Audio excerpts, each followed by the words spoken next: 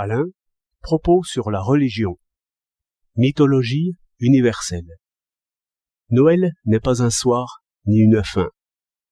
Noël est une aurore et un commencement.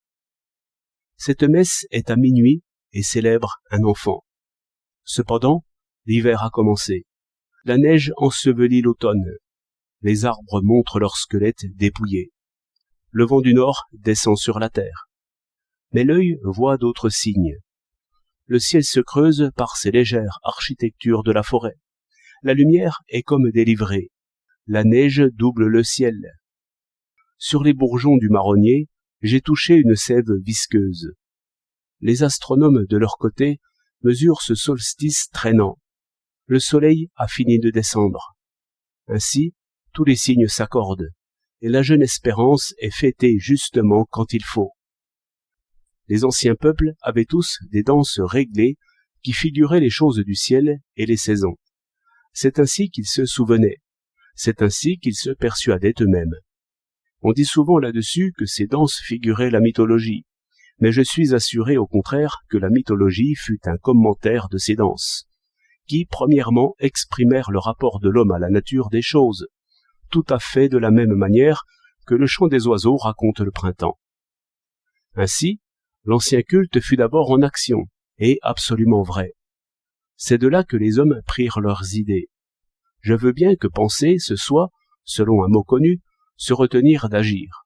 Mais je dirais plutôt que penser, c'est s'arrêter de danser, ou bien regarder danser. Car il faut un objet à nos pensées comme tel. Il faut un autre monde, solide comme le monde, image du monde, et autre que le monde. La première contemplation fut danse, et la première réflexion fut contemplation de la danse. Pensez-y avec suite. On ne peut compter sans les noms de nombres. Mais comment nommer les nombres avant d'avoir compté? Cherchez d'un autre côté. Le nombre fut sans doute une abstraction de la danse, et autrefois sacrée, comme la danse. Le détail échappe. Mais posons seulement que l'accord des signes fut toujours adoré. On peut comprendre alors cette mythologie universelle, où la forme humaine représente une partie ou un aspect de la nature inanimée. Si la danse est la plus ancienne vérité, tout s'explique, et aussi comment l'ordre de la nature fut naturellement exposé sous la forme d'un récit légendaire. La légende fut la première explication de la danse. Comment expliquer autrement ce sens des mythes qui se retrouvent et se redoublent jusque dans leur dernier repli?